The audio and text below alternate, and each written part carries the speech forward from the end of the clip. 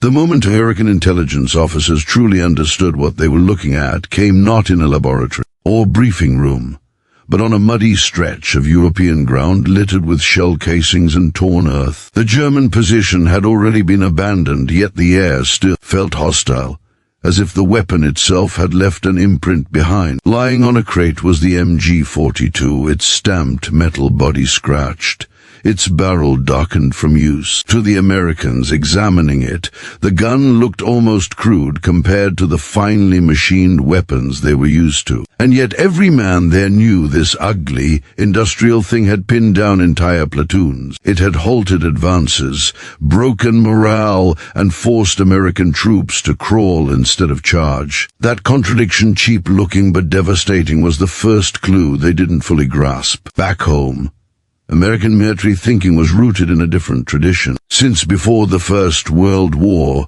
U.S. doctrine had emphasized the individual soldier. Marksmanship mattered, fire discipline mattered.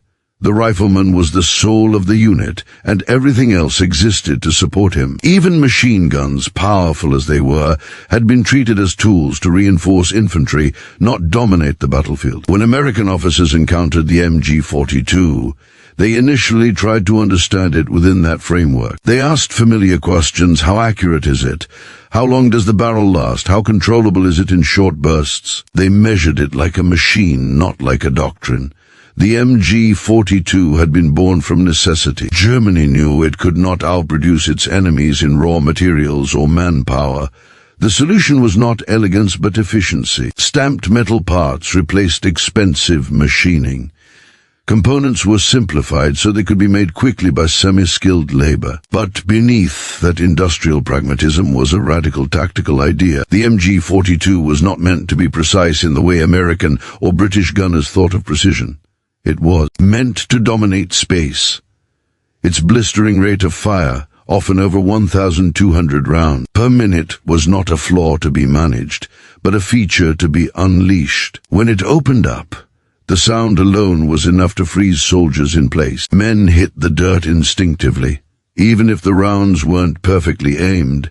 Fear did the work accuracy could not. German infantry squads were structured around this reality. The machine gun was the center of gravity. Everything revolved around keeping it firing. Ammunition bearers existed not as an afterthought, but as essential components of the system. Spare barrels were always within reach. Riflemen maneuvered to protect the gun, to draw enemy attention, or to exploit the openings its fire created. Movement was dictated by the gun's position.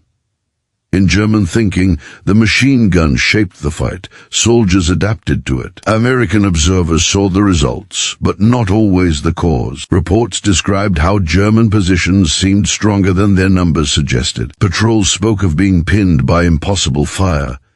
Yet when those same reports were filtered through American assumption, the conclusion often became mechanical rather than conceptual. The MG42 was effective because it fired fast. Therefore, if America built a similar gun, the problem would be solved. The deeper truth that German squads had been mentally and structurally redesigned around that weapon was harder to see, especially in the middle of a global war where speed mattered more than philosophical reflection. As captured MG42s were shipped stateside, engineers admired their simplicity. Stamped receivers meant faster production. Quick-change barrels meant sustained fire.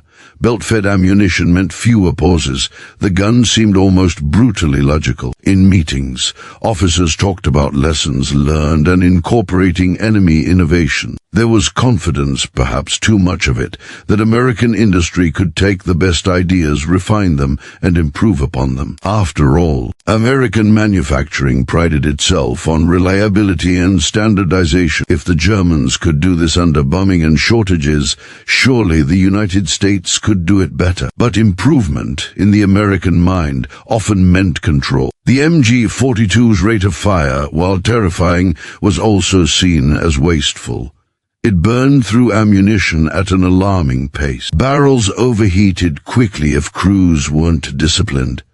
To American planners, this looked inefficient. Why design a weapon that required constant barrel changes and massive ammunition supply? Why embrace a rate of fire so high it bordered on uncontrollable? The American answer instinctively was to tame it. Lower the rate, increase barrel life, improve accuracy per round, make it behave. What few realized at the time was that this instinct ran directly against the MG42's purpose. The Germans had accepted logistical strain as the price of dominance.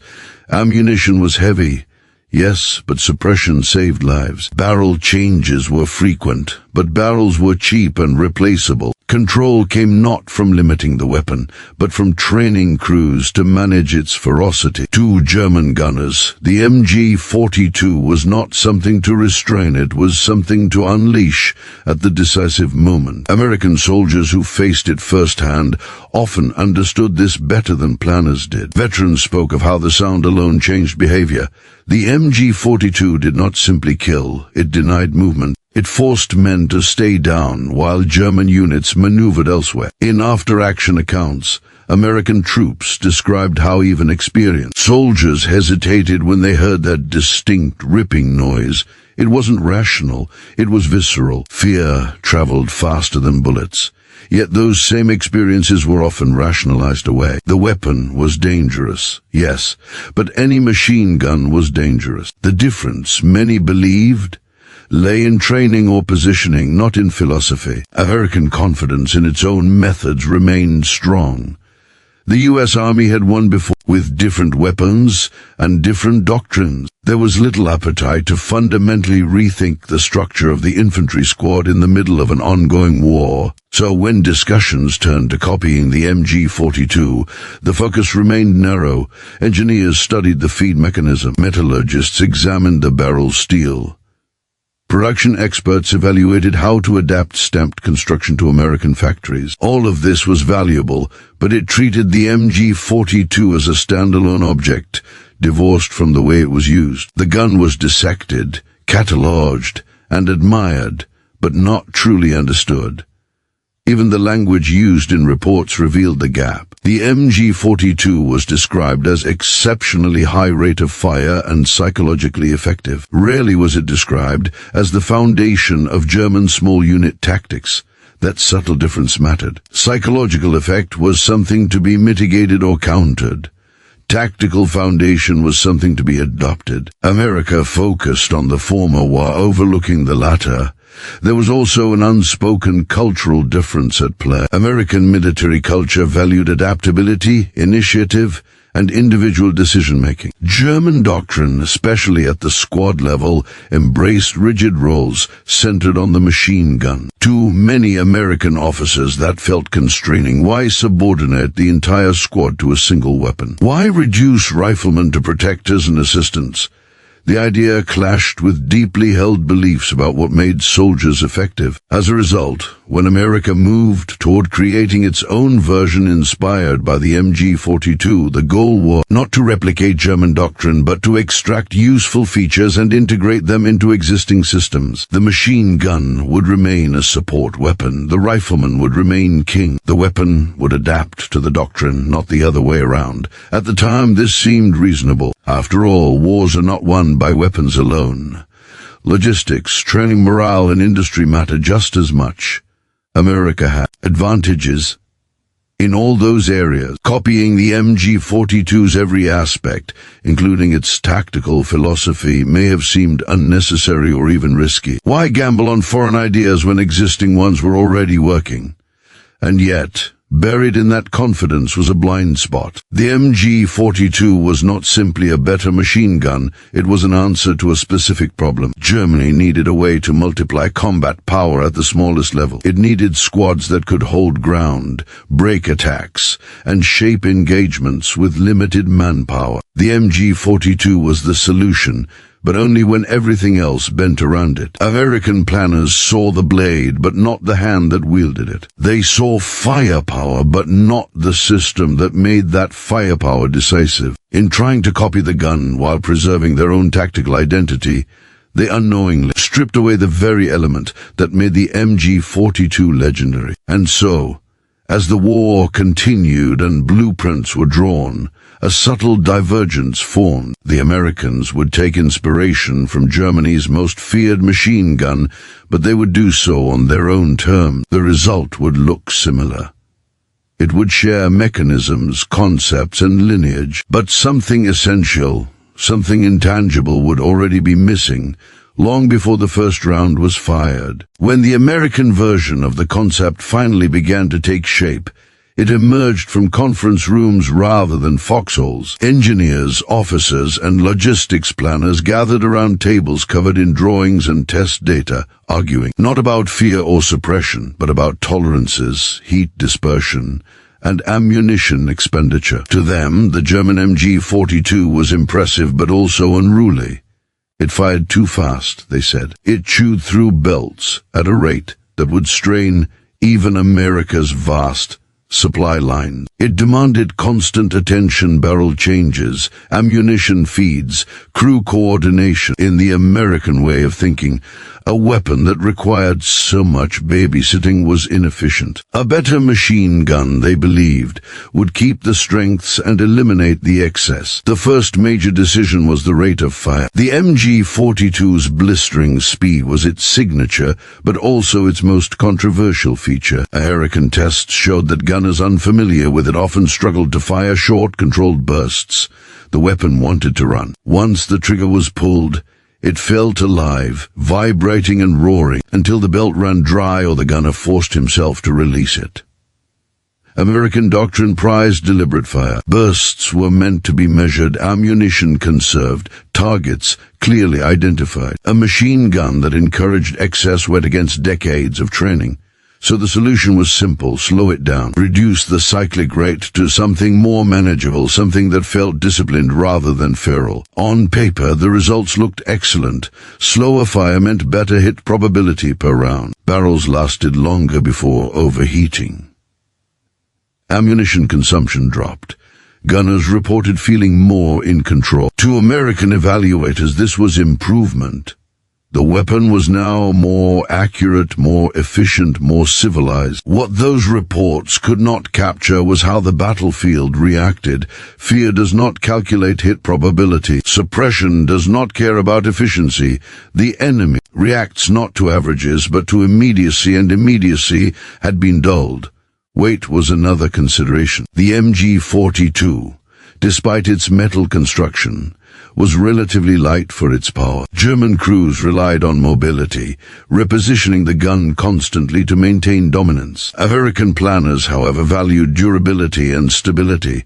A heavier weapon absorbed recoil better, it stayed on target, it felt solid. Extra weight was not seen as a liability, because American units expected machine guns to be emplaced, supported and protected. They were not meant to dart forward aggressively with advancing squads, so the weapon grew heavier, sturdier, more permanent. The cumulative effect of these decisions was subtle but profound.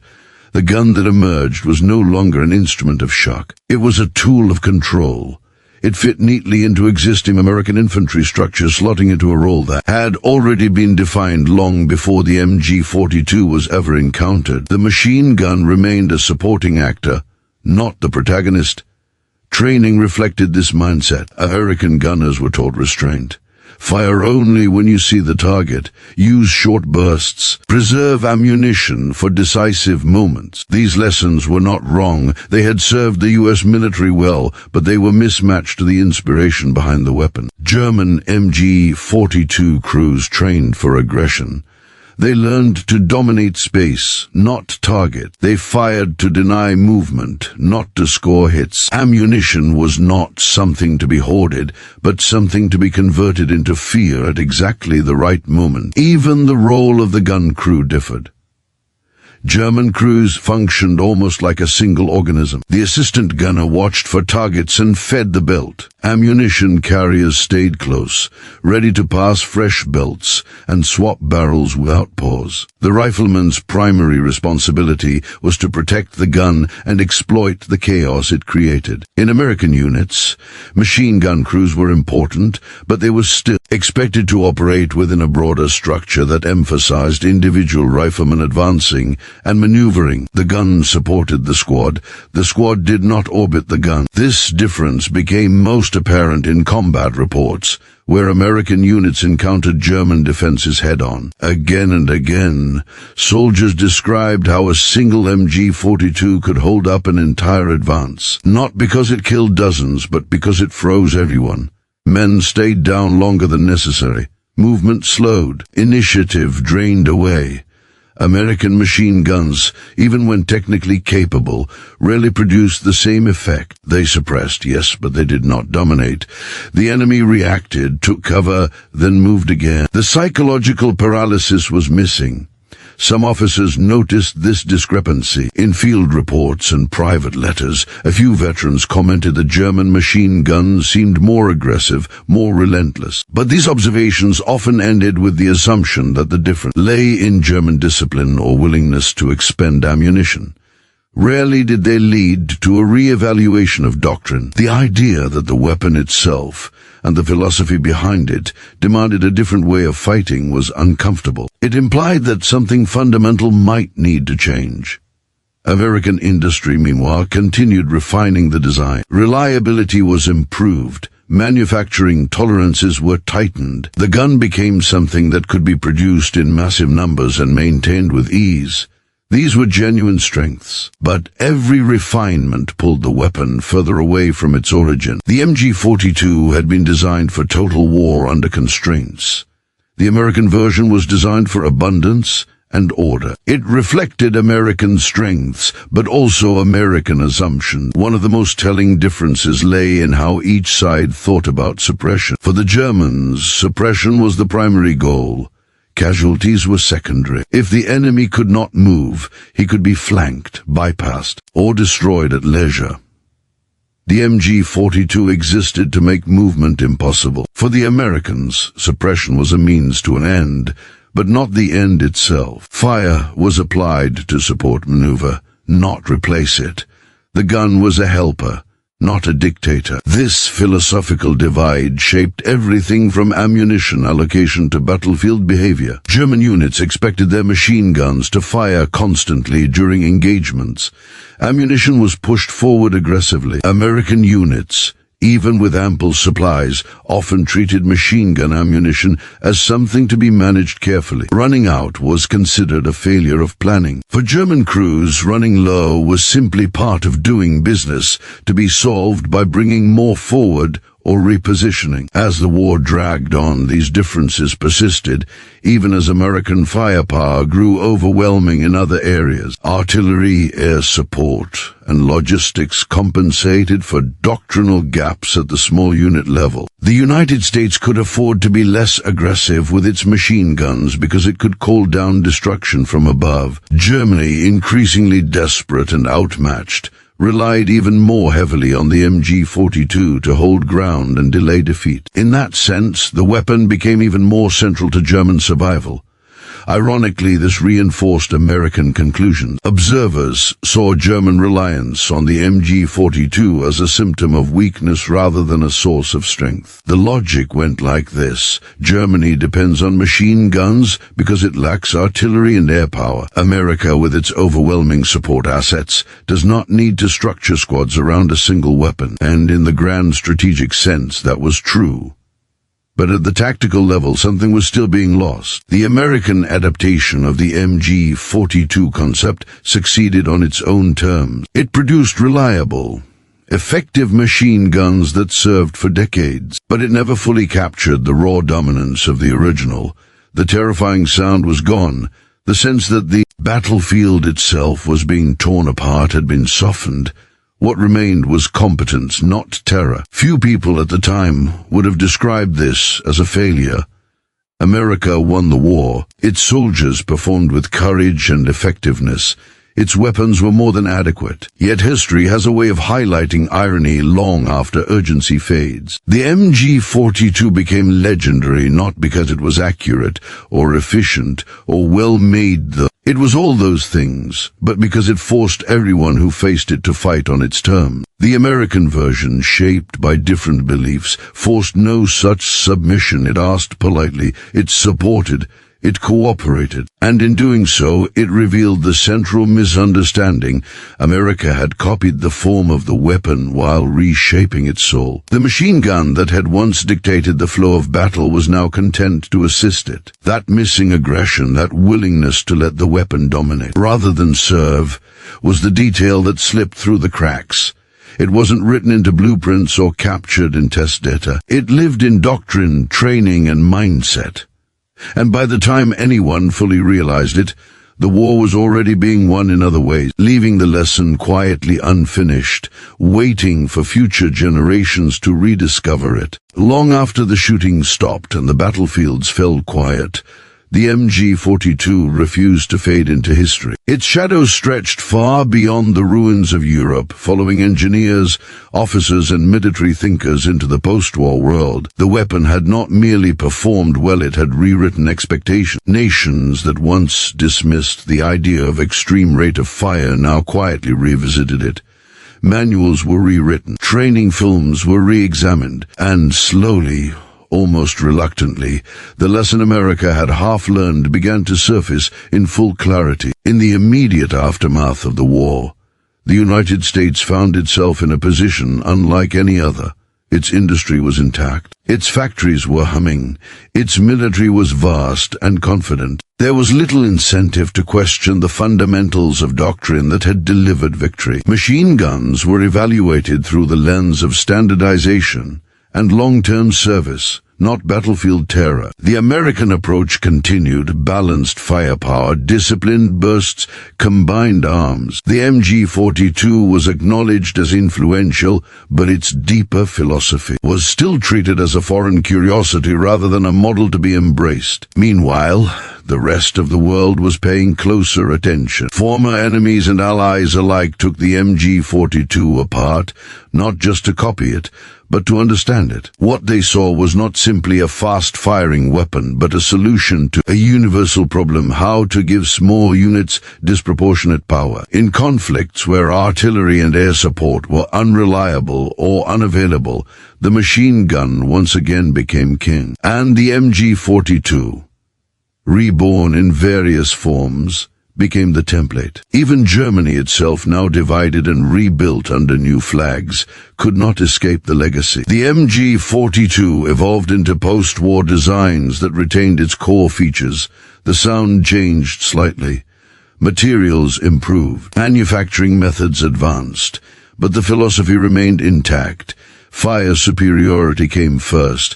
Movement followed. The weapon still shaped the squad, not the other way around. Other nations adopted similar thinking, especially those who anticipated fighting without overwhelming technological advantages. America, however, continued down its own path. Its machine guns grew more refined, more reliable, and more integrated into a vast combined arms system. The reliance on air power, artillery, and mechanization reduced the pressure on small units to generate dominance on their own. In this environment, the MG42's brutal simplicity seemed less urgent. Why terrify the enemy with a machine gun when you could overwhelm him with jets, tanks, and artillery? Yet war has a habit of stripping away assumptions. As conflicts shifted away from massive conventional battles and into irregular, decentralized fighting, the old questions resurfaced. Small units once again found themselves isolated. Support was delayed. Terrain and politics limited the use of overwhelming firepower. In those moments, the lessons of the MG42 felt suddenly relevant again. Suppression mattered, fear mattered. The ability to control space with a single weapon mattered. Veterans of later wars often described moments that echoed those World War II accounts. When a machine gun truly dominated an area, everything slowed for the army. Movement became cautious. Initiative evaporated. It wasn't about body counts, it was about control. And whenever a weapon managed to create that effect, consciously or not, It was channeling the same principle the MG42 had embodied decades earlier. Military historians eventually put words to what engineers once missed. The MG42 was not revolutionary because it was fast, but because it forced a reorganization of thought. It inverted the traditional hierarchy of infantry combat. Instead of soldiers supporting weapons, weapons became the reason soldiers moved, halted, or advanced. The gun was not an accessory, it was the engine. This realization reframed America's earlier choices, slowing the rate of fire, increasing control, and prioritizing efficiency were not mistakes in isolation. They were rational decisions based on American strengths and strategic context. But they represented a trade-off, one that sacrificed psychological dominance for logistical and doctrinal comfort. America had chosen predictability over terror. In hindsight, the irony is striking. The United States, famous for embracing innovation, had copied the MG42 with restraint. It had respected the machine but distrusted the mindset. The result was a lineage of weapons that were excellent servants but reluctant masters. They supported infantry brilliantly, yet rarely imposed themselves on the battlefield the way the MG42 once had. The final lesson of the MG42 is not about metallurgy or mechanics. It is about humility. Technology does not exist in a vacuum. A weapon's true power lies in how it reshapes behavior both of the user and the enemy. By copying only what could be measured and tested, America initially missed what could only be felt under fire. And yet, history does not end with failure or success, it ends with understanding. Over time, American doctrine evolved. Emphasis on suppression increased. Squad-level firepower gained renewed importance. The echoes of the MG42 grew louder, not in direct imitation, but in philosophy. The idea that a single weapon could control space, dictate movement, and shape combat finally found its place. The MG42 never needed to defeat America to win its legacy. It only needed to be remembered correctly. What made it work was not speed alone, nor sound alone, nor simplicity alone, but the willingness to let the weapon define the fight. That was the detail once forgotten, then slowly relearned. And so the story closes not with steel or smoke, but with a quiet realization passed from one generation of soldiers to the next. You can copy a weapon down to the smallest spring and pin, but if you do not copy the thinking behind it, you will never truly possess its power.